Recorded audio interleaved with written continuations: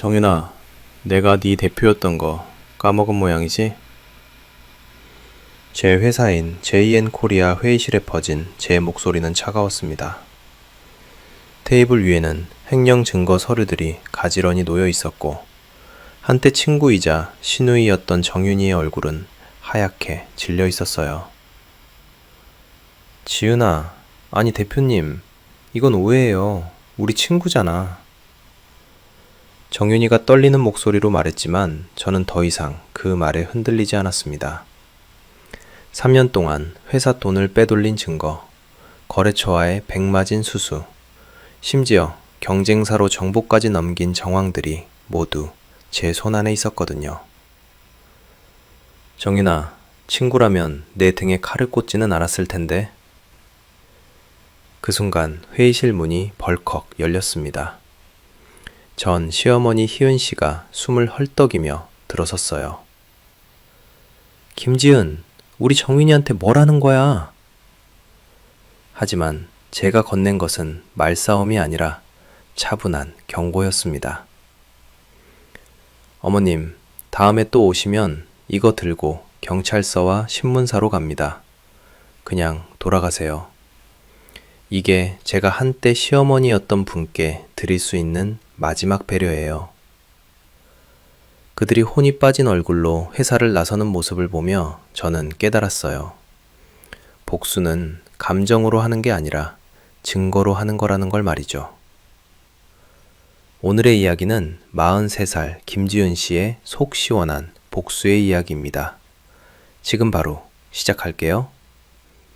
여러분의 구독, 좋아요는 더 많은 사연을 만드는 힘이 됩니다. 안녕하세요. 저는 김지은입니다. 44살, 화성에서 JN코리아라는 중소기업을 운영하고 있어요.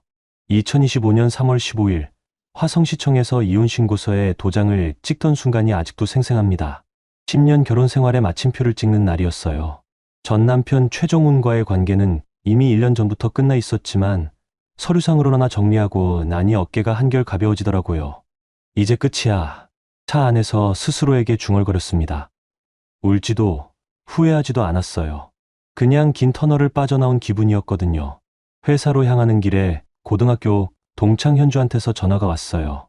지은아, 동창회 나올 거지? 동창회라. 요즘 같은 상황에 사람들 만나기가 좀 그렇긴 했지만 집에만 있는 것보다는 나을 것 같았어요. 응, 나갈게. 동창회 장소는 화성 시내 한 레스토랑이었습니다. 오랜만에 보는 얼굴들이 반가웠어요. 다들 세월 흔적이 그대로 묻어나더라고요. 나이 들어서 만나는 친구들과의 대화는 주로 아이들 이야기, 남편 이야기였는데 저는 적당히 듣기만 했습니다. 그런데 현주가 조심스럽게 제게 다가왔어요. 지은아, 혹시 정훈 씨 이야기 들었어? 무슨 이야기? 정훈 씨가 그 여자랑 혼인신고했다는 얘기.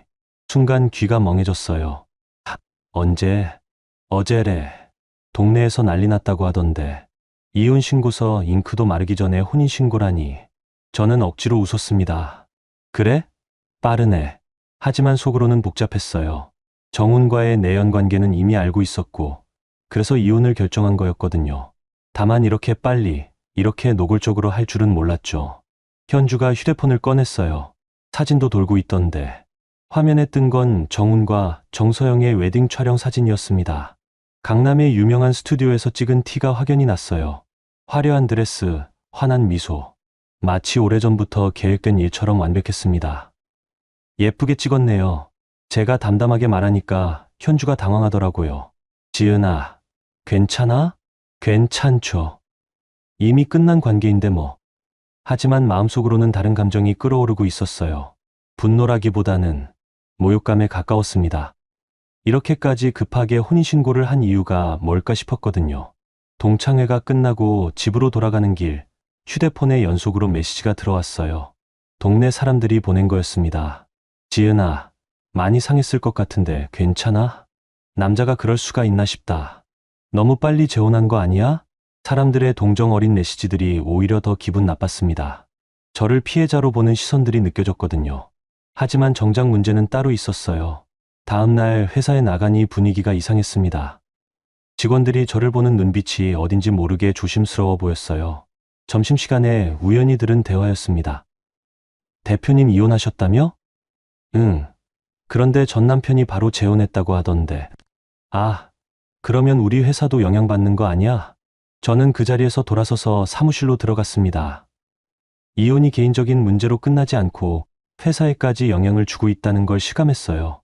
오후에는 거래처 담당자에게서 전화가 왔습니다. 대표님, 혹시 요즘 회사 상황에 변화가 있나요? 무슨 말씀이세요? 아니, 그냥 소문이 좀 돌고 있어서요. 소문. 벌써 비즈니스 관계에까지 퍼져나가고 있었습니다. 저는 그 순간 깨달았어요. 이혼이 끝이 아니라 시작이었다는 걸 말이죠. 정훈이 이렇게 서둘러 재혼한 건 단순히 사랑 때문이 아니었어요. 뭔가 다른 의도가 있었을 거라는 생각이 들었습니다. 밤늦게 혼자 사무실에 남아서 생각해 봤어요. 10년 결혼 생활 동안 정훈은 회사 일에 거의 관여하지 않았어요. 하지만 신우인 정윤이는 달랐습니다. 회사 차장으로 들어와서 정산 업무를 맡고 있었거든요. 문득 이상한 생각이 들었어요. 정윤이가 최근 몇 달간 자주 가져온 정산 내역들에 뭔가 어긋나는 부분들이 있었던 것 같았거든요. 그때는 믿고 넘어갔는데 이제 와서 다시 생각해보니 의심스러웠습니다. 저는 파일 캐비닛을 열어서 최근 6개월간의 거래 명세서들을 꺼냈습니다. 한 장 한 장 넘겨보니 정말로 이상한 부분들이 보이더라고요. 거래 금액과 입금 금액이 미묘하게 다른 경우들, 설명이 애매한 수수료 항목들. 정윤이가 뭔가 숨기고 있는 건 아닐까? 그 순간 모든 퍼즐이 맞춰지기 시작했어요. 정훈이 서둘러 재혼한 이유, 동네에 퍼지기 시작한 소문들, 회사에 대한 의심스러운 시선들, 모든 게 우연이 아니었을 수도 있다는 생각이 들었습니다. 저는 운전대에 손을 올리고 길게 숨을 내쉬었습니다. 울지 말자는 다짐 대신 다른 결심이 섰어요. 기록부터 확인해보자. 다음 날 아침, 회사 정산팀으로 향하는 발걸음이 평소보다 무거웠습니다. 정윤이를 의심하고 싶지는 않았어요. 고등학교 때부터 친했던 사이였고, 제가 정훈과 결혼할 때도 진심으로 축하해준 친구였거든요. 언니, 일찍 왔네요. 정윤이가 환한 미소로 인사했습니다. 언제나처럼 자연스러운 표정이었어요. 제가 너무 의심이 많아진 건 아닐까 싶기도 했습니다. 응, 확인할 게 좀 있어서. 지난달 정산 자료 좀 다시 볼 수 있을까? 물론이죠. 잠깐만요. 정윤이가 서류를 가져다 주면서 말했어요. 언니, 이혼 힘들었을 텐데 괜찮아요? 응, 괜찮아. 오빠가 너무했어요. 아니, 이젠 남이지만 그래도 그렇게 빨리 재혼하는 건 좀 아니잖아요. 정윤이의 위로가 진심처럼 들렸습니다. 하지만 서류를 보는 순간 얼굴이 굳었어요. 분명히 이상한 부분들이 있었거든요. 정윤아, 이 항목은 뭐야? 제가 가리킨 건 부대 비용이라고 적힌 항목이었어요. 매달 일정하지 않은 금액이 빠져나가고 있었습니다. 아, 그건 거래처에서 요청한 수수료 같은 거예요. 요즘 다들 그렇게 해달라고 하더라고요. 수수료? 계좌는 어디로 가는 거야? 거래처 담당자 개인 계좌로 가는 경우가 많아요.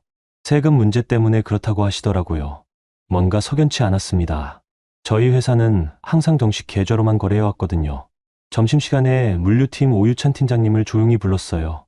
유찬 팀장님은 회사에서 가장 오래 일한 분이고 거래 흐름을 누구보다 잘 아는 분이었습니다. 팀장님, 혹시 최근에 거래처에서 개인 계좌 입금을 요청한 적 있나요? 유찬 팀장님이 고개를 갸우뚱했어요. 개인 계좌요? 저희 거래처들은 모두 법인 계좌로만 거래하는데요. 세무서에서도 개인 계좌 입금은 까다롭게 보거든요.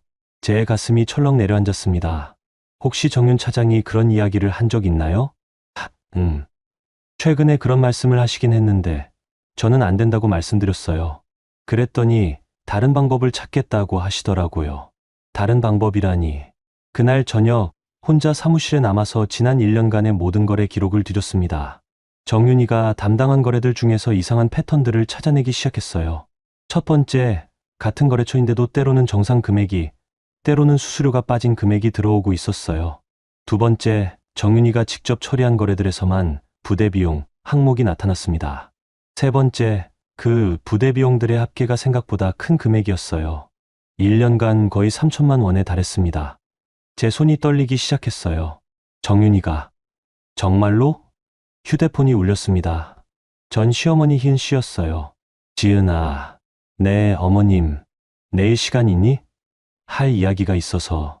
희은 씨의 목소리가 평소보다 딱딱했습니다. 무슨 일이세요? 전화로는 그렇고 직접 만나서 하자. 다음날 오후 동네 카페에서 희은 씨를 만났습니다. 희은 씨는 제가 오자마자 곧바로 본론을 꺼냈어요. 지은아, 내가 정훈이랑 이혼한 이유가 뭔지 알아? 그건 개인적인 문제라서. 아니야. 나는 다 알고 있어. 희은 씨의 목소리가 날카로워졌습니다. 내 자궁에 문제가 있다는 거.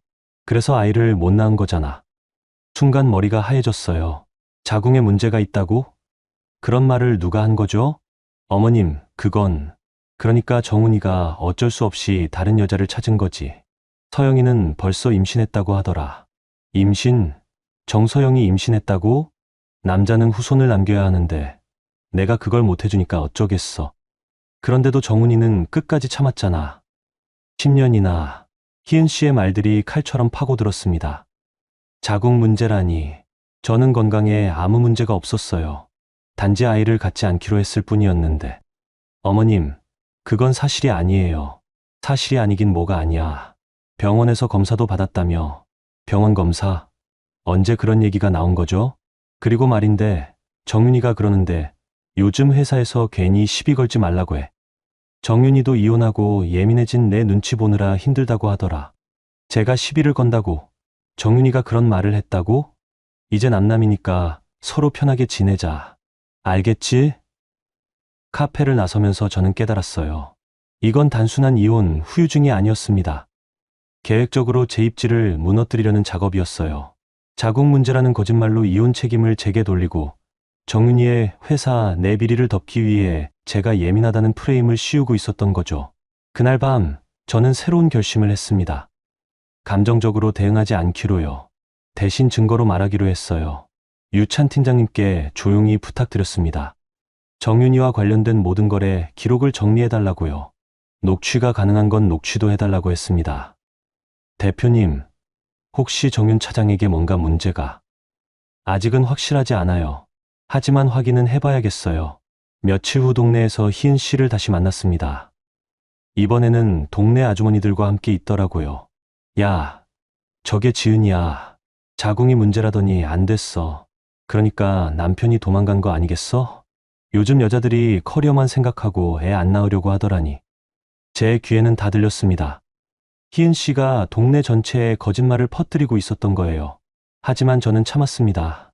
지금 여기서 싸우는 건 희은 씨가 원하는 거였거든요. 대신 제 할 일에만 집중했어요. 증거를 모으는 일 말이죠. 일주일 후 유찬 팀장님이 조용히 제 사무실로 찾아왔어요. 손에는 두꺼운 파일과 녹음기가 들려 있었습니다. 대표님, 말씀하신 자료 정리했습니다. 파일을 열어보니 생각보다 훨씬 심각했어요. 정윤이가 처리한 거래들 중 상당수에서 돈의 흐름이 이상했습니다. 특히 몇 개 거래처와의 계약에서는 실제 거래 금액과 장부상 금액이 달랐어요. 이 부분 좀 설명해 주세요. 거래처에서는 1억 원에 납품하겠다고 했는데 정윤 차장이 1억 2천만 원으로 계약서를 만들었어요. 그리고 그 차액 2천만 원은 협력비 명목으로 따로 빼냈더라고요. 협력비를 누구한테 줬다고 했나요? 거래처 담당자 개인 계좌로 보냈다고 하는데 제가 확인해보니 그 계좌는 유찬 팀장님이 말을 멈췄어요. 그 계좌는 뭐예요? 정윤 차장 명의 계좌였어요. 거래처 담당자가 아니라요. 제 가슴이 쿵 떨어졌습니다. 정윤이가 가짜 명목으로 회사 돈을 빼돌린 거였어요. 얼마나 되나요?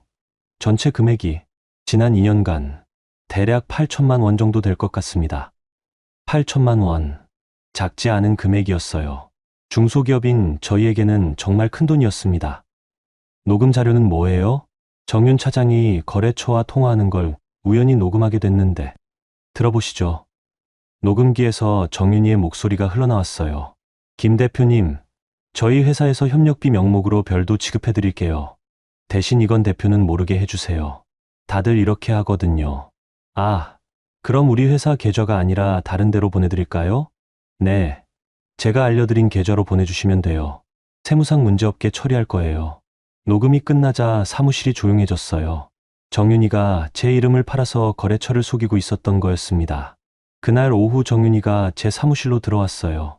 평소처럼 웃는 얼굴이었습니다. 언니, 오늘 정산 마무리했어요.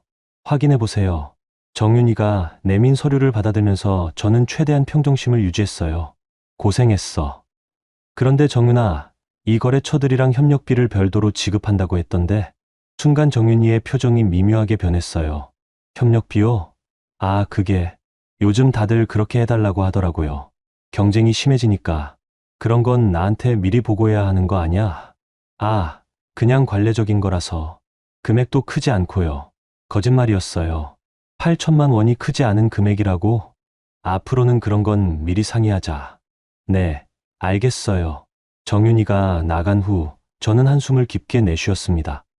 확신이 서더라고요. 정윤이는 제가 이혼 문제로 정신없을 틈을 타서 회사 돈을 빼돌리고 있었던 거예요. 저녁에 희은 씨에게서 또 전화가 왔습니다. 지은아, 정윤이가 그러는데 요즘 내가 회사에서 괜히 신경질 부린다며? 신경질이요? 정윤이도 이혼한 내 처지 이해해서 참고 있는데 너무 예민하게 구는 건 아니냐고 하더라. 또 시작이었어요. 제가 예민해서 문제라는 프레임. 정윤이 말로는 별것 아닌 일로 자꾸 시비 걸고 서류도 이상하게 꼼꼼히 확인한다고 하던데 이혼 스트레스가 심한가 보지? 어머님, 저는 정상적으로 업무를 하는 거예요. 정윤이가 뭘 잘못했다고 그래? 그 애는 어릴 때부터 착했어. 내가 힘들다고 해서 괜한 사람한테 화풀이하면 안 되지. 화풀이라니요. 그리고 정윤이 그러는데 내가 요즘 회사 돈 흐름을 이상하게 의심한다며? 뭘 의심하는 건데? 제가 의심하고 있다는 걸 정윤이가 희은 씨에게 이미 말했군요. 어머님, 그건 지은아, 정윤이는 내 딸이나 마찬가지야. 그 애를 의심하는 건 우리 가족을 의심하는 거나 똑같다고. 그런 마음으로 회사 운영하면 안 되지 않겠어? 전화를 끊고 나서 저는 웃음이 나왔어요. 어이없는 웃음이었습니다. 돈을 훔친 사람이 오히려 저를 의심 많은 사람으로 만들고 있었던 거예요. 다음 날 아침 정윤이가 평소보다 일찍 출근했더라고요. 뭔가 급한 일이 있는 것 같았습니다. 언니, 혹시 어제 유찬 팀장님이 저희 거래 자료를 확인했다고 하던데요? 응, 정기 점검이야.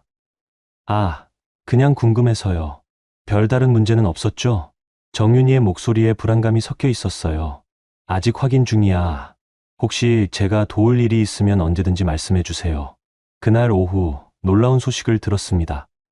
유찬 팀장님이 급하게 달려와서 말씀드렸어요. 대표님, 큰일 났습니다. 무슨 일이에요? 정윤 차장이 거래처 몇 곳에 연락해서 뭔가 말을 맞추고 있는 것 같아요. 저희가 확인하기 전에 미리 입단속을 하는 것 같습니다. 역시 그렇군요. 정윤이는 제가 의심하고 있다는 걸 알고 증거인멸에 나선 거였어요. 더 심각한 건 거래처 중 한 곳에서 연락이 왔는데요. 정윤 차장이 경쟁업체와 저축하고 있다는 얘기를 들었답니다. 경쟁업체요? 네, 우리 거래의 정보나 고객 리스트를 넘길 가능성도 있어요. 이제 단순한 횡령이 아니라 배신의 차원으로 넘어가고 있었습니다. 그날 밤 혼자 사무실에 남아서 생각해봤어요. 정윤이를 그냥 놔둘 수는 없었습니다. 하지만 성급하게 움직이면 오히려 제가 더 큰 피해를 볼 수도 있었죠. 저는 더 확실한 증거를 모으기로 했습니다. 정윤이가 아무리 발버둥 쳐도 빠져나갈 수 없을 만큼 완벽한 증거를요. 며칠 후 정말로 결정적인 순간이 왔어요. 정윤이가 주요 거래처에 저희 회사의 핵심 정보를 넘기려다가 들킨 거였습니다. 이제 더 이상 참을 이유가 없었어요. 친구든 시누이든 배신자는 배신자였으니까요. 월요일 오전 10시 JN코리아 회의실에 정윤이를 불러들였습니다. 테이블 위에는 지난 2년간 모은 모든 증거 자료들이 정리되어 있었어요. 계좌 추적 결과, 녹음 파일, 거래처 증언서까지. 앉아. 평소와 다른 제 목소리 톤에 정윤이가 당황하는 게 보였어요. 언니, 무슨 일이에요? 정윤아, 마지막으로 한 번만 묻겠어. 회사 돈 빼돌린 거 인정할래? 순간 정윤이의 얼굴이 하얗게 질렸습니다. 언니, 무슨 소리예요? 저는 그런 적. 8천만 원. 제가 정확한 숫자를 말하자 정윤이가 입을 다물었어요. 지난 2년간 내가 가짜 협력비 명목으로 빼돌린 정확한 금액이야. 계좌 추적 결과도 다 나왔고. 테이블 위에 서류를 정윤이 앞으로 밀었습니다. 이건 내 계좌 입출금 내역이고 이건 거래처와의 통화 녹음이야. 그리고 이건 한 장 한 장 증거를 보여줄 때마다 정윤이의 얼굴에서 혈색이 빠져나갔어요. 언니, 이건 오해예요. 진짜로 협력비였어요. 다른 회사들도 다 하는 거라고요. 그래? 그럼 이것도 설명해봐. 제가 마지막 증거를 내밀었어요. 정윤이가 경쟁업체에 우리 고객 리스트를 넘기려고 했다는 증거였습니다. 이건 진짜 아니에요. 정윤아, 이제 그만해. 증거가 이렇게 많은데 계속 잡아댈 거야? 정윤이가 갑자기 울기 시작했어요. 언니, 우리 친구잖아요. 고등학교 때부터 친했잖아요. 친구가 친구 등에 칼 꽂나. 제가 돈이 급했어요. 엄마 병원비도 필요하고 제 생활도 힘들고 변명이 시작됐어요. 하지만 저는 더 이상 들어주고 싶지 않았습니다. 정윤아, 돈이 급하면 나한테 상의했어야지. 회사 돈을 훔치면서 그게 친구가 할 일이야? 언니, 한 번만 봐주세요. 제가 다 갚을게요. 정말로요. 갚는다고 끝나는 문제가 아니야. 넌 나를 배신했어. 그 순간 회의실 문이 벌컥 열렸어요. 전 시어머니 희은 씨가 숨을 헐떡이며 들어섰습니다. 김지은, 우리 정윤이한테 뭘 하는 거야? 희은 씨가 정윤이를 감싸 안으며 소리쳤어요. 정윤이가 울면서 전화해서 그러는데 내가 괜한 의심한다며? 도대체 무슨 일이야? 어머님, 정윤이가 회사 돈을 빼돌렸어요. 뭐? 그게 무슨? 증거도 다 있어요. 희은 씨가 테이블 위에 서류들을 대충 훑어보더니 화를 냈어요. 이런 걸로 우리 정윤이를 의심했다고? 이혼하고 나서 정신이 이상해진 거 아니야? 어머님, 이건 엄연한 범죄예요. 범죄는 무슨, 정윤이가 뭘 잘못했다고. 희은 씨가 목청을 높이니까 사무실 직원들이 회의실 쪽을 쳐다보기 시작했어요. 어머님, 목소리 좀 낮춰주세요. 목소리를 낮추긴. 내가 우리 정윤이를 모함하는데.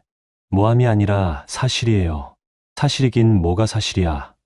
넌 이혼하고 나서 멀쩡한 사람들한테 화풀이하는 거야. 또 시작이었어요. 제가 이혼 스트레스로 이상해졌다는 프레임. 지은아, 정윤이는 내 딸이나 마찬가지야. 어릴 때부터 키웠는데 도둑질을 할 아이가 아니라고. 희은 씨가 정윤이를 더욱 꽁꽁 감싸 안았어요. 그리고 설령 실수가 있었다고 해도 이런 식으로 몰아세우는 건 아니지. 가족끼리 이럴 수가 있어? 어머님, 저희는 이제 가족이 아니에요. 제 말에 희은 씨가 깜짝 놀란 표정을 지었어요. 뭐? 가족이 아니라고? 네, 정훈 씨와 이혼했으니까 더 이상 가족이 아니죠. 이 여자가 정말. 그러면 회사에서도 정윤이를 내쫓겠다는 거야? 그렇게 될 수도 있어요. 희은 씨가 벌떡 일어섰어요. 김지은, 내가 감히. 어머님, 여기는 회사고 저는 대표예요. 횡령한 직원을 그냥 둘 수는 없어요. 횡령이라고 우기지 말라니까. 너 때문에 우리 가족이 다 망가지고 있어. 쟤 때문에요? 정훈이도 내 때문에 고생하다가 다른 여자 만난 거고, 이제 정윤이까지 내가 괴롭히고, 저는 더 이상 감정적으로 반응하지 않기로 했어요. 대신 차분하게 말했습니다. 어머님, 다음에 또 회사에 이런 식으로 오시면 경찰서와 신문사로 갑니다. 순간 회의실이 조용해졌어요. 희은 씨와 정윤이가 저를 멍하니 바라봤습니다. 경찰서에는 횡령 고발을 할 거고, 신문사에는 그동안 어머님이 동네에 퍼뜨린 거짓말들에 대한 해명을 하겠어요. 거짓말이 뭐가 거짓말이야. 제가 자궁에 문제가 있어서 이혼했다고 하신 거, 그것도 거짓말이고요. 제가 회사에서 괜한 트러블을 일으킨다고 하신 것도 거짓말이에요. 희은 씨의 얼굴이 창백해졌어요. 다 증거가 있어요. 어머님이 누구한테 어떤 말씀을 하셨는지, 정윤이가 누구한테 뭘 말했는지. 너 정말. 지금까지는 조용히 참았는데 더 이상은 안 되겠어요. 희은 씨가 정윤이의 손을 잡고 일어섰어요. 정윤아, 우리 가자. 이런 데서 일할 필요 없어. 하지만 정윤이는 아직도 저를 바라보고 있었어요. 언니, 정말 끝인가요? 정윤아, 내가 끝이라고 생각하고 한 행동들이잖아. 정윤이가 마지막으로 말했어요. 언니, 후회할 거려. 후회는 내가 할게. 너는 내일이나 걱정해. 희은 씨와 정윤이가 회의실을 나간 후 저는 한참 동안 자리에 앉아 있었어요. 10년 넘게 알고 지낸 사람들과 이런 식으로 끝나게 될 줄은 몰랐거든요. 하지만 후회는 없었습니다.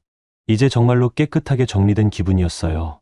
오후에 유찬 팀장님이 찾아왔어요. 대표님, 정윤 차장 퇴사 처리 어떻게 할까요? 해고 처리하세요. 이유는 업무상 배임. 알겠습니다. 그런데 뭐예요? 앞으로 보복이 있을 수도 있을 것 같은데요. 유찬 팀장님 말이 맞았어요. 하지만 저는 준비가 되어 있었습니다.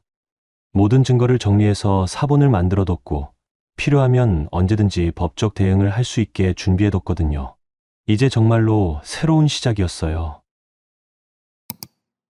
여러분, 여기까지 들으시느라 고생 많으셨어요. 지은 씨가 참 힘들었을 것 같은데, 그래도 끝까지 참고 증거로 대응하는 모습이 보기 좋았습니다. 시누이가 회사 돈을 빼돌리고 시어머니가 거짓 소문까지 퍼뜨리는 상황에서도 감정적으로 대응하지 않고 차근차근 준비해서 정면 승부를 한 게 정말 시원하더라고요. 그럼 이어지는 이야기도 계속 들어봐 주세요. 정윤이가 해고된 지 일주일 후 예상했던 일이 벌어졌어요. 유찬 팀장님이 급하게 달려와서 알려준 소식이었습니다. 대표님, 큰일 났어요. 정윤 차장이 동일 업종 경쟁업체로 이직했다고 하는데 거기서 우리 거래처들에게 연락을 돌리고 있어요. 뭐라고 하면서요? 우리 회사가 곧 망할 거라고 거래를 다른 곳으로 옮기는 게 좋겠다고 하고 있답니다. 역시 정윤이답네요. 마지막까지 저에게 피해를 주려고 하는군요. 더 심각한 건 우리 주요 고객 몇 곳의 연락처와 거래 조건을 그쪽에 넘긴 것 같아요. 확실해요? 네. 삼성전자 협력업체인 김 대표님이 직접 연락 주셨어요. 정윤 차장이 우리 회사 내부 정보를 너무 자세히 알고 있더라고 하시면서요. 이건 명백한 영업비밀 침해였어요. 하지만 증명하기가 쉽지 않을 거라는 것도 알았습니다. 그날 오후 정말로 주요 거래처에서 연락이 왔어요. 대표님, 혹시 회사에 문제가 있나요? 다른 업체에서 연락이 와서 그러는데 무슨 연락인지 구체적으로 알려주실 수 있나요? 전 직원분이 그러시는데 거래처들이 줄줄이 빠져나갈 거라고, 지금 계약 맺으면 손해를 볼 거라고 하시더라고요. 전 직원, 정윤이를 말하는 거였어요. 그분이 구체적으로 뭐라고 하던가요? 회사 대표가 이혼 스트레스로 정신이 이상해져서 멀쩡한 직원들을 내쫓고 있고, 그래서 회사가 망해간다고 하시더라고요. 듣고 있으니 화가 났지만 동시에 한심하기도 했어요. 정윤이는 아직도 자신이 잘못한 건 생각하지 않고 저만 탓하고 있었던 거예요. 대표님, 사실인가요? 전혀 사실이 아닙니다. 해당 직원은 회사 자금을 횡령한 사실이 밝혀져서 정당하게 해고된 거예요. 아, 그랬군요. 다행히 그 거래처는 저를 믿어주셨어요. 하지만 모든 거래처가 그런 건 아니었습니다. 며칠 사이에 세 곳에서 계약 해지 통보가 들어왔어요. 저는 직접 발로 뛰기 시작했습니다. 남아있는 거래처들을 하나하나 찾아다니며 상황을 설명했어요. 죄송합니다. 전 직원이 개인적인 감정으로 거짓말을 퍼뜨리고 있는 것 같아서요. 그런 일이 있었군요. 그런데 대표님, 회사 내부 관리는 괜찮으신가요? 네. 이번 일로 오히려 내부 시스템을 더욱 견고하게 만들었어요. 다행히 대부분의 거래처에서는 저를 믿어주셨어요. 오히려 정윤이의 행동을 의심스러워하는 분들이 많았습니다. 그분이 우리한테 연락 올 때도 뭔가 이상하다 싶었어요. 너무 감정적이더라고요. 며칠 후 더 놀라운 소식을 들었어요. 유찬 팀장님이 웃으면서 알려준 내용이었습니다. 대표님, 정윤 차장 소식 들으셨어요? 무슨 일인데요? 이직한 회사에서 벌써 문제를 일으켰다고 해요. 어떤 문제요? 거기서도 똑같은 짓을 한 모양이에요. 가짜 비용 처리하고 돈을 빼돌리고. 그렇군요. 사람은 잘 안 변하는 모양이에요. 더 웃긴 건 우리 거래처 정보를 넘기려다가 들켰는데 정작 그 정보들이 이미 구식이었다는 거예요. 우리가 이미 계약 조건을 다 바꿔놨거든요. 정윤이가 알고 있던 정보는 해고되기 전까지의 것들이었어요. 그 후에 저희는 더 좋은 조건으로 계약들을 새로 정비했거든요. 그래서 경쟁업체에서도 정윤 차장을 의심하기 시작했다고 해요. 돈은 받아먹고 제대로 된 정보는 안 준 거니까요. 한 달 후 정윤이에 대한 최종 소식을 들었어요. 대표님, 정윤 차장이 이직한 회사에서 고발당했어요. 정말요? 네. 횡령 혐의로 경찰서에 신고했다고 하더라고요. 거기서도 똑같은 짓을 했나 봐요. 결국 정윤이는 스스로 무덤을 판 거였어요. 한 곳에서 들켜도 다른 곳에서는 조심했으면 될 텐데 같은 실수를 반복했던 거죠. 그 즈음 희은 씨에게서도 연락이 왔어요. 이번에는 목소리가 많이 풀어져 있었습니다. 지은아, 네, 어머님, 정윤이 일 들었어. 네, 내 말이 맞았구나. 희은 씨가 한숨을 깊게 쉬었어요. 미안해. 내가 너무 편견을 가지고 있었나 봐. 괜찮아요, 어머님. 정윤이가 어릴 때는 정말 착한 애였는데 언제부터 이렇게 된 건지. 사람들은 종종 착각해요. 어릴 때 착했다고 해서 평생 착한 건 아니라는 거요. 그런데 지은아, 정훈이 일은 어떻게 생각해? 정훈 이야기가 나오니까 조금 의외였어요. 무슨 말씀이세요? 정훈이가 요즘 많이 힘들어해. 힘드시다고요? 서영이가. 그 애가 생각보다 돈을 너무 많이 써. 아, 그렇군요. 정훈의 새로운 결혼 생활도 순탄하지 않은 모양이에요. 카드값만 한 달에 몇백씩 나온다고 하더라. 명품백, 옷, 보석. 끝이 없어. 그럼 정훈 씨가 말씀하시면 되죠. 그게 서영이가 임신했다고 해서 함부로 못하겠다는 거야. 임신. 희은 씨가 예전에 했던 말이 떠올랐어요. 그런데 지은아, 너는 정말로 아이를 안 가지려고 했던 거야? 네. 저는 아이보다는 일에 집중하고 싶었어요. 그렇구나. 내가 오해했었네. 전화를 끊고 나서 저는 묘한 기분이 들었어요. 정윤이 사건이 터지면서 다른 사람들도 진실을 보기 시작한 것 같았거든요. 며칠 후 유찬 팀장님이 또 다른 소식을 가져왔어요. 대표님, 정훈 씨가 회사로 전화했다고 하는데요. 정훈이가요? 무슨 일로? 자세한 건 모르겠지만 뭔가 급한 일이 있는 것 같았어요. 대표님과 꼭 통화하고 싶다고 하더라고요. 정훈이 왜 갑자기? 하지만 저는 받고 싶지 않았어요. 이미 끝난 관계였거든요. 혹시 통화 안 하시면 직접 찾아올 수도 있을 것 같은데요. 그렇다면 차라리 전화로 끝내는 게 나을 것 같았어요. 저녁에 정훈에게서 전화가 왔습니다. 지은아, 나야. 무슨 일이에요? 혹시 만나서 이야기할 수 있을까? 전화로 하세요. 지은아, 내가 잘못 생각했나 봐. 잘못 생각했다고요? 정윤이 일 때문에 그러는데 내가 괜히 의심한 게 아니었구나. 이제 와서요? 지은아, 정말 미안해. 내가 너무 안일했던 것 같아. 하지만 저는 더 이상 그런 말들을 듣고 싶지 않았어요. 정훈 씨, 그런 얘기는 이제 의미 없어요. 지은아, 우리는 이미 끝났잖아요. 전화를 끊고 나서 저는 깨달았어요. 정말로 모든 게 정리되어 가고 있다는 걸 말이죠. 한 달 후, 정훈의 새로운 결혼 생활에 대한 소식들이 조금씩 들려오기 시작했어요. 동네 사람들을 통해서 말이죠. 지은아, 정훈이 요즘 많이 힘들어 보이던데. 현주가 전화로 알려준 소식이었어요. 왜요? 서영이가. 그 여자가 돈을 너무 많이 쓴다고 해. 카드값만 한 달에 1,000만 원씩 나온다더라. 1,000만 원. 정훈의 수입으로는 감당하기 어려운 금액이었어요. 더 웃긴 건 서영이가 친정에도 돈을 계속 보내고 있다는 거야. 매달 몇백씩. 친정 송금까지. 정훈이 참을 수 있을까요? 며칠 후 실제로 그 현장을 목격할 기회가 있었어요. 화성 시내 백화점에서 우연히 정훈과 서영을 마주친 거였습니다. 서영은 두 손 가득 쇼핑백을 들고 있었고 정훈은 뒤따라오며 뭔가 말하고 있었어요. 여보, 이 정도면 충분하지 않을까? 정훈의 목소리가 피곤해 보였어요. 오빠, 임신했는데 이 정도는 괜찮잖아. 태교해도 좋다고 하던데? 서영의 목소리는 여전히 밝았어요. 그래도 너무. 오빠, 나랑 결혼하면서 이 정도 생활은 해줄 거라고 했잖아. 전처랑은 다르게 살겠다고. 전처, 저를 말하는 거겠죠. 저와 다르게 살겠다고 했다니. 정훈이 더 이상 말하지 못하는 걸 보며 저는 웃음이 나왔어요. 본인이 원한 삶이잖아요. 그날 저녁 희은 씨에게서 전화가 왔어요. 지은아, 너 혹시 오늘 백화점에서 정훈이 봤니? 네, 우연히 봤어요. 그 상황 어땠어? 글쎄요, 별로 제가 관심 가질 일은 아닌 것 같은데요.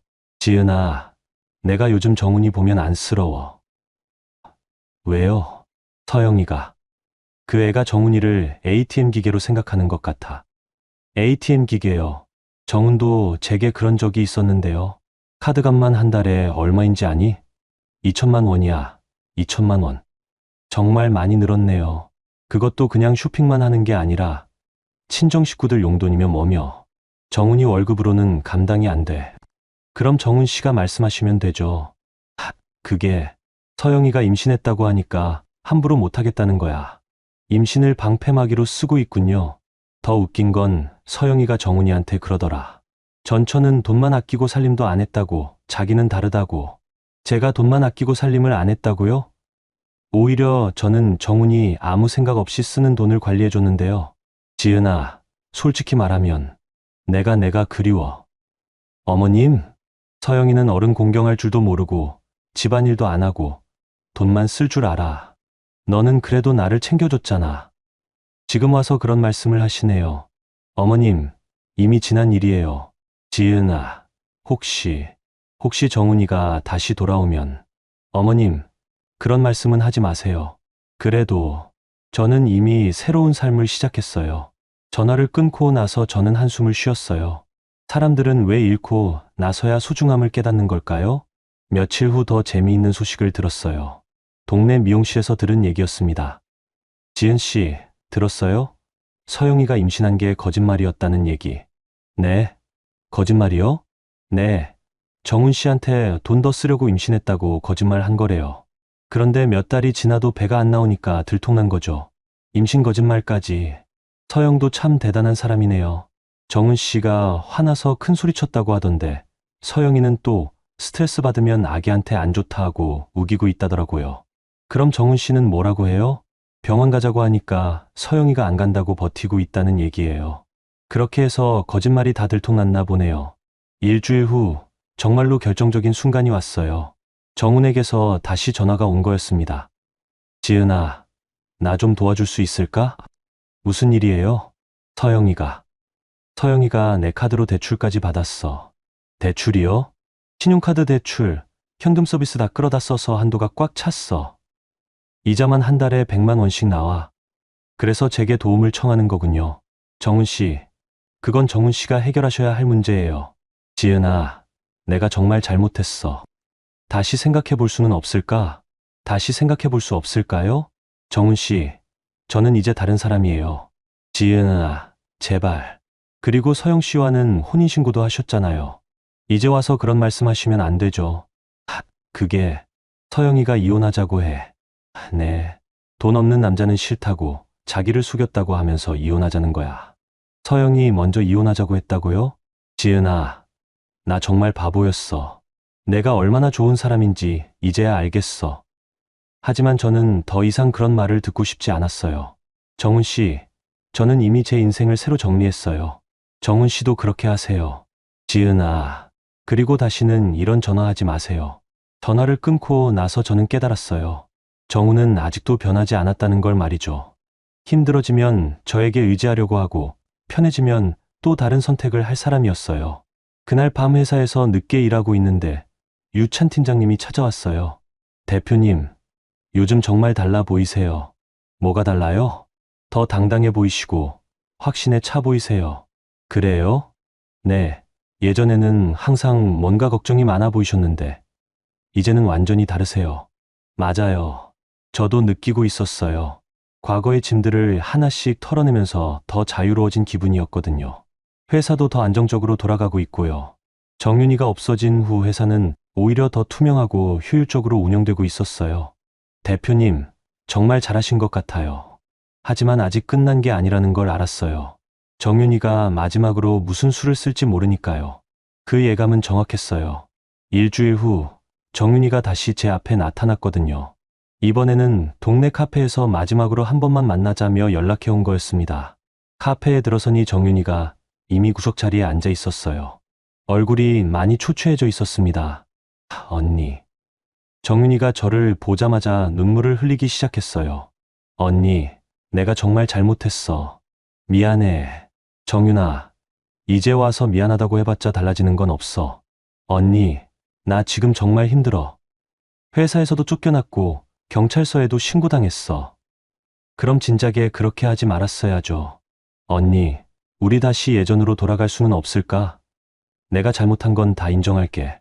정윤아, 시간은 뒤로 안 가. 언니, 제발. 우리 고등학교 때부터 친구였잖아.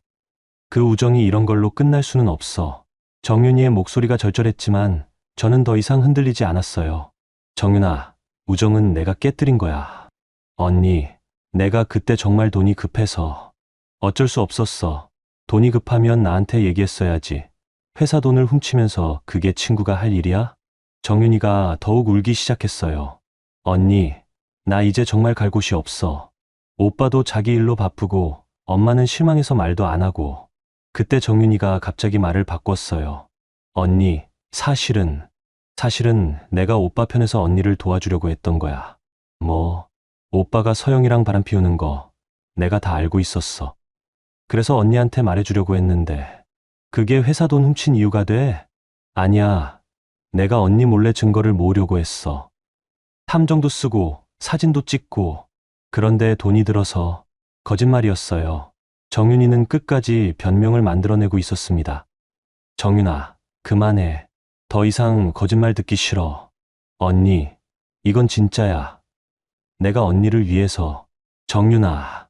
제가 목소리를 높이자 정윤이가 깜짝 놀랐어요. 내가 진짜로 나를 위해서 했다면 왜 동네에 내 뒷담화를 했어? 왜 내가 예민하다고 엄마한테 고자질했어? 정윤이가 할 말을 잃었어요. 그리고 왜 경쟁업체에 우리 회사 정보를 넘겼어? 그것도 나를 위해서야? 그건 내가 너무 화가 나서. 봐, 결국 진심이 나오네. 정윤이의 얼굴이 빨갛게 달아올랐어요. 언니, 그럼 언니는 완벽해. 언니도 틀린 적 없어? 나는 적어도 친구를 배신하지는 않았어. 배신?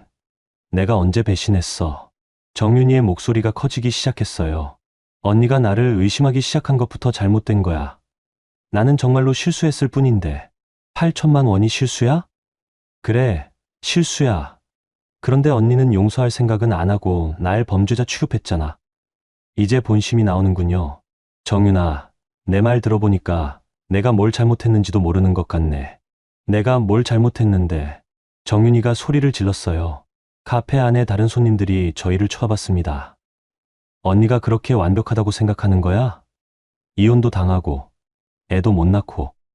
그 순간 저는 모든 걸 깨달았어요. 정윤이는 진심으로 반성한 게 아니라 저에게 다시 붙어보려는 마지막 시도였던 거예요. 정윤아, 이제 정말로 끝이네. 뭐가 끝이야? 내가 지금 무슨 말을 하는지 들어봐. 아직도 내 탓이야? 정윤이가 잠시 멈췄어요. 자기가 무슨 말을 했는지 깨닫기 시작한 것 같았습니다.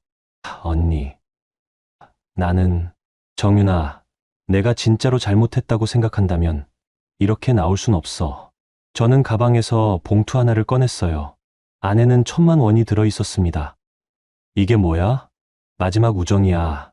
정윤이가 봉투를 받아들고 멍하니 저를 바라봤어요. 언니. 정윤아, 이제 정말로 남남이야. 다시는 보지 말자. 언니, 그럴 순 없어. 우리는 이미 끝났어. 내가 끝냈어. 저는 자리에서 일어났어요. 정윤아, 그 돈으로 새로 시작해. 그리고 다시는 내 앞에 나타나지 마. 카페를 나서면서 뒤돌아보니 정윤이가 테이블에 엎드려 울고 있었어요. 하지만 저는 더 이상 안쓰럽지 않았습니다. 그날 저녁 희은 씨에게서 마지막 전화가 왔어요. 지은아, 정윤이가 그러는데 내가 돈을 줬다며? 네, 마지막이에요. 고맙다. 내가 끝까지 배려해줘서. 어머님, 이제 정말로 끝이에요. 알겠어. 앞으로는 연락 안 할게. 네. 전화를 끊고 나서 저는 깊은 숨을 내쉬었어요. 정말로 모든 게 끝난 기분이었습니다. 며칠 후 유찬 팀장님이 마지막 소식을 알려주었어요. 대표님, 정윤 차장이 고향으로 내려갔다고 해요. 그래요? 네. 서울에서 더 이상 일할 수 없다고 판단한 것 같아요. 그렇게 정윤이는 제 인생에서 완전히 사라졌어요. 그리고 정훈과 서영의 이혼 소식도 곧 들려왔습니다. 서영이 정훈의 신용불량 상태를 견디지 못하고 먼저 이혼을 요구했다고 하더라고요. 결국 정훈도 혼자가 되었지만 저는 더 이상 그것이 제 문제가 아니라는 걸 알았어요. 이제 정말로 새로운 시작이었습니다. 6개월이 흘렀습니다. 2025년 늦가을이었어요. JN코리아는 정윤이 사라진 후 더욱 안정적으로 성장하고 있었습니다. 새로운 정산 담당자도 채용했고 투명한 시스템으로 모든 거래가 이루어지고 있었어요. 대표님, 이번 분기 매출이 작년 대비 30% 증가했습니다. 유찬 팀장님이 웃으며 보고서를 가져다 주셨어요. 정말요? 그렇게 많이? 네. 거래처들의 신뢰도도 많이 높아졌고요. 특히 투명한 거래 시스템 때문에 새로운 고객들도 많이 늘었습니다. 정윤이가 만든 혼란이 오히려 회사를 더 단단하게 만들어준 셈이었어요. 그날 오후 뜻밖의 전화가 걸려왔어요. 정윤이의 어머니였습니다. 지은아. 나야. 정윤이 엄마. 아, 안녕하세요. 지은아. 정윤이가 시골에서 작은 가게 하나 냈어. 그래요? 다행이네요. 내가 준 돈으로 자그마한 떡집을 차렸다고 하더라. 처음에는 손님이 별로 없었는데 요즘은 조금씩 늘고 있다고 해. 정윤이가 새로 시작하고 있다는 소식이었어요. 다행이라는 생각이 들었습니다. 그런데 지은아, 정윤이가 그러더라. 언니한테 진짜 미안했다고. 이제야 자기가 얼마나 잘못했는지 알겠다고. 그래요. 언니가 마지막에 돈 준 것도 정말 고마웠다고 하더라. 그때 그 돈이 아니었으면 다시 시작할 용기도 못 냈을 거라고. 저는 정윤이가 정말로 반성하고 있다는 걸 느꼈어요. 아줌마, 정윤이한테 전해주세요. 잘 살라고. 고맙다. 지은아. 전화를 끊고 나서 저는 마음이 한결 가벼워졌어요. 정윤이가 새로운 삶을 찾아가고 있다는 것만으로도 이안이 되었거든요. 한 달 후, 희은 씨에게서도 마지막 소식을 들었어요. 지은아, 정훈이가 지방으로 이사 간다고 해. 그래요? 서영이랑 이혼하고 나서 서울에 있기 힘들어 하더라. 빚도 많고 사람들 눈치도 보이고 정훈도 자신이 만든 상황의 결과를 받고 있는 거였어요. 부산 쪽 작은 회사에 취직했다고 하더라. 월급은 많지 않지만 그냥 조용히 살겠다고. 그렇게 하시는 게 좋을 것 같아요. 지은아, 너는 정말 훌륭한 사람이었어. 내가 그때 너를 제대로 못 봤구나. 괜찮아요, 어머님. 이제 다 지난 일이에요. 지은아, 앞으로 좋은 사람 만나서 행복하게 살아. 네, 어머님도 건강하세요. 이렇게 과거와의 연결고리들이 하나씩 정리되어 갔어요. 그해 겨울, 저는 회사 송년회를 처음으로 성대하게 열었어요. 직원들과 함께 한 해를 돌아보며 축하하는 자리였습니다. 대표님, 올해 정말 고생 많으셨어요. 우리 모두 고생했죠. 내년에는 더 좋은 해가 될 것 같아요. 그럼요. 우리 모두 함께 만들어 나가는 거니까요. 송년회가 끝나고 혼자 남은 사무실에서 창밖을 바라보았어요.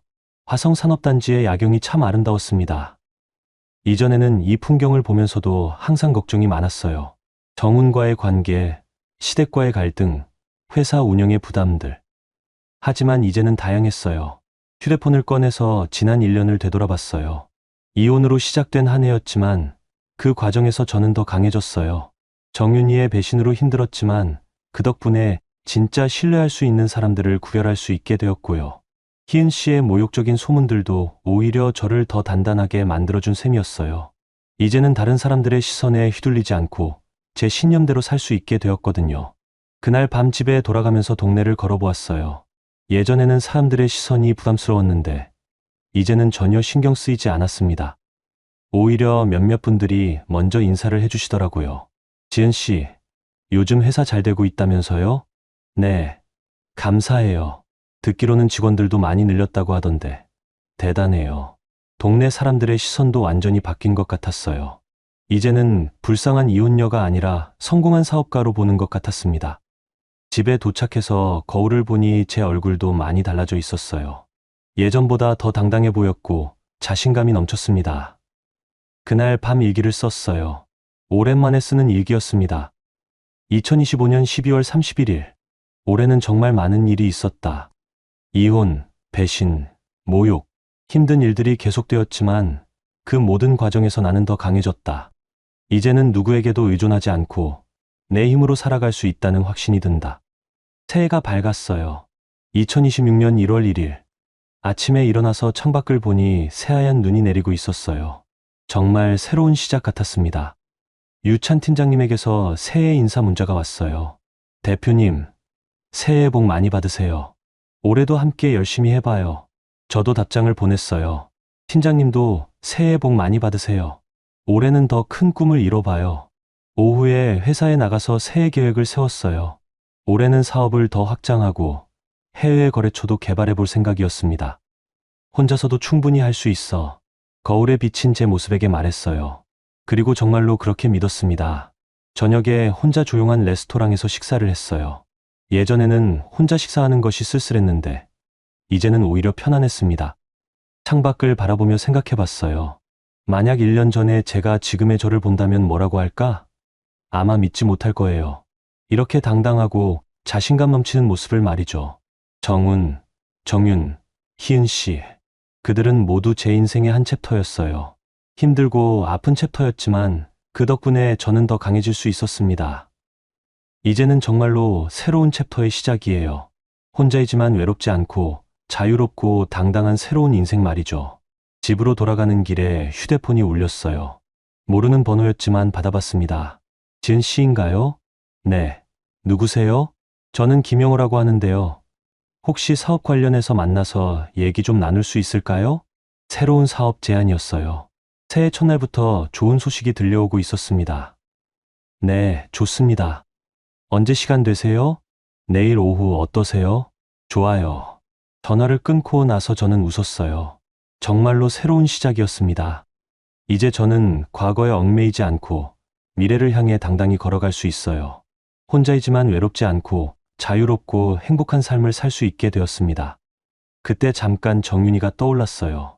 마지막 카페에서 만났을 때 했던 말이 생각났습니다. 내가 내 대표였던 거 까먹은 모양이지. 그때는 화가 나서 한 말이었지만 지금 생각해보니 정말 중요한 의미였어요. 저는 누구의 그늘에 숨어 사는 사람이 아니라 제 인생의 진짜 대표였던 거죠. 이제 그 사실을 완전히 깨달았어요. 그리고 앞으로도 계속 그렇게 살아갈 거예요. 여러분, 오늘 이야기 어떠셨어요? 지은 씨의 이야기를 들으면서 저도 많은 생각이 들었는데요. 처음에는 정말 막막했을 것 같아요. 이혼하자마자 전 남편이 바로 재혼하고 시댁에서는 말도 안 되는 소문을 퍼뜨리고 심지어 믿었던 친구마저 뒤통수를 치는 상황이니까요. 하지만 지은 씨가 정말 대단했던 건 감정적으로 대응하지 않고 차근차근 증거를 모아서 체계적으로 대응한 거였어요. 울고 불고 싸우는 대신에 조용히 준비해서 한 번에 정리해버린 거죠. 특히 마지막에 정윤이에게 1,000만 원을 주면서 다시는 보지 말자고 선을 그은 모습이 정말 인상적이었어요. 복수가 목적이 아니라 정말로 깨끗한 정리가 목적이었다는 게 느껴졌거든요. 그리고 지은 씨가 혼자서도 충분히 행복할 수 있다는 걸 보여준 것도 중요한 메시지인 것 같아요. 누군가에게 기대지 않고도 자신만의 삶을 당당하게 살아가는 모습 말이죠. 사실 우리 모두 살아가면서 크고 작은 배신을 경험하잖아요. 가족이든 친구든 직장 동료든 믿었던 사람들에게 상처받는 일들이 있어요. 그럴 때마다 어떻게 대응하느냐가 정말 중요한 것 같아요. 지은 씨처럼 감정에 휘둘리지 않고 원칙을 지키면서 하지만 마지막에는 관용을 보여주는 그런 모습이 진짜 어른스러운 대응이 아닐까 싶어요. 여러분께도 오늘 이야기가 작은 위로와 지혜가 되었으면 좋겠습니다. 어떤 상황에서든 포기하지 않고 자신만의 길을 찾아가는 용기를 가지시길 바라요. 구독과 좋아요 부탁드립니다.